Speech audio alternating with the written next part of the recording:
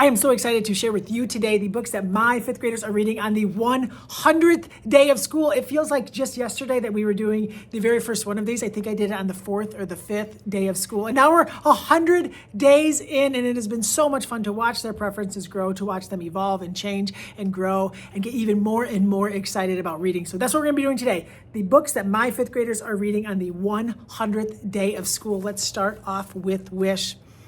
Barbara O'Connor, one of the great middle grade writers of our time, one of the most beloved books written the last handful of years. This book has been on the paperback bestseller list for years. It is so popular with young readers, and I am so excited for this kid to be reading it. She's like, this kid's family needs to get it figured out. I was just loving hearing her talk to her friends about Wish. I have 2 readers in my class who are obsessed with bad guys, obsessed.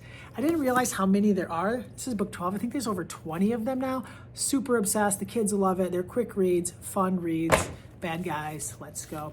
The Dragon Thief. We just finished book 1. Dragons in a Bag, and this kid is reading book 2, and I have another kid who has another copy of book 2 in their book box, excited to see what happens, because book one leaves on a bit of a cliffhanger.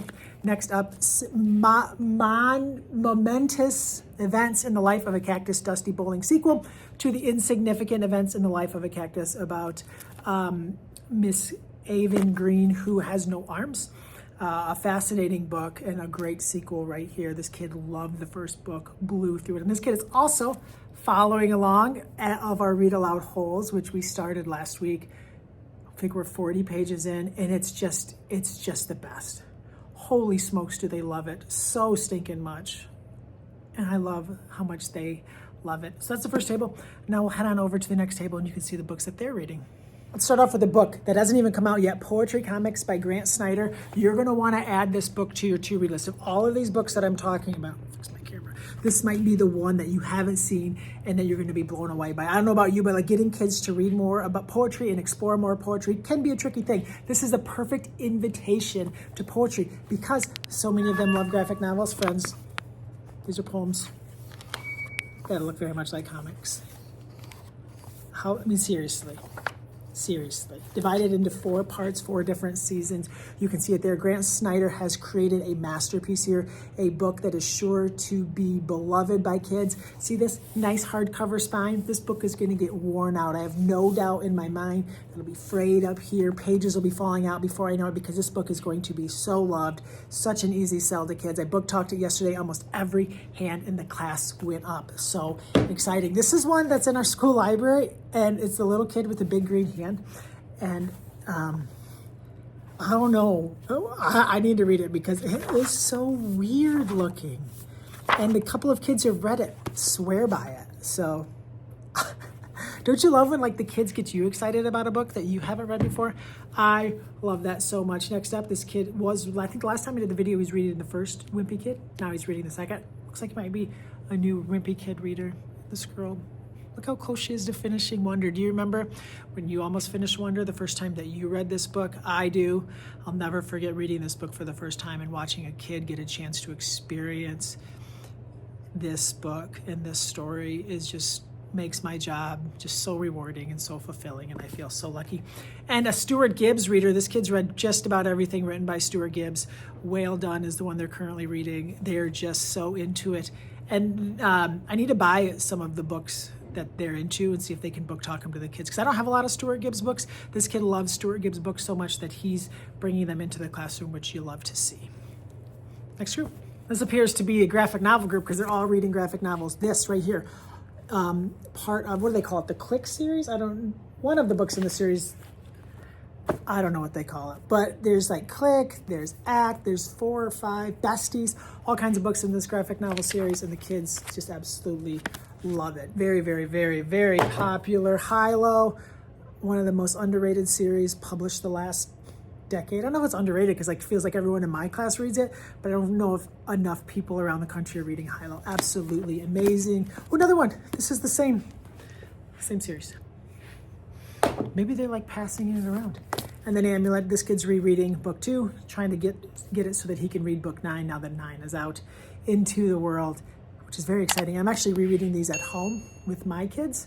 Their first reading. Well, my 3rd grade son, he's read them all. My kindergarten son, he's experiencing them for the first time, and I'm rereading them.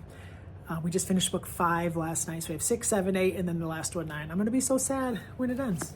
So many great graphic novels out there. Sometimes I get comments on these videos that it seems like all your kids are reading graphic novels. There's so many graphic novels. I'm like, have you read graphic novels today? They are amazing. And these kids read all kinds of different things. But if they love graphic novels, I want to jump into that. I want to push that. I want to celebrate that. Do we encourage them to read other things? Absolutely. But if a kid's reading 100 historical fiction books during the school year, I'm also encouraging that kid to try different things and to explore other types of books. So we want everyone to read widely, to try things. But we also want them to develop preferences and find things that they love, because the key is reading more. I want my kids to read more.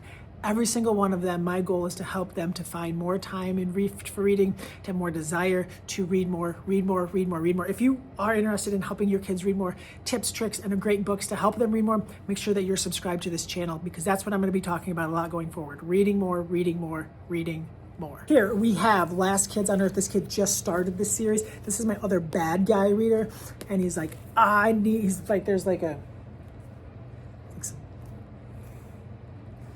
does that look like gum and a Lego? What's going on?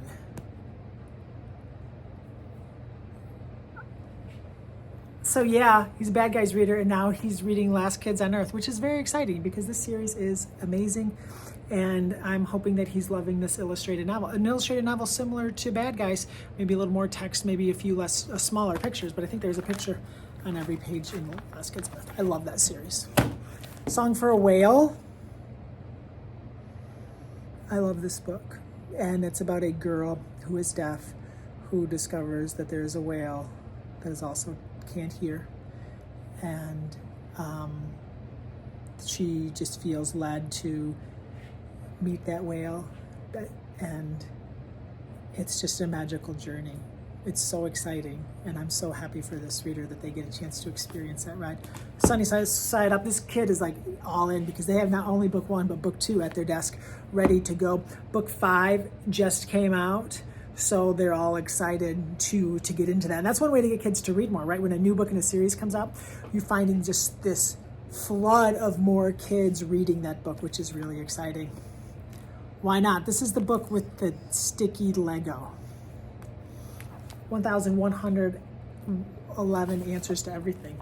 For example, why don't trees scream when we cut them down? I might actually have to read that, so I'm gonna leave this one open because I'm curious about that question. Got 1 table left. Last group, Kid Reading No Brainer, one of my favorite Wimpy Kid books, the latest, book 18. They just announced the cover to book 19. Jeff Kinney just shared it.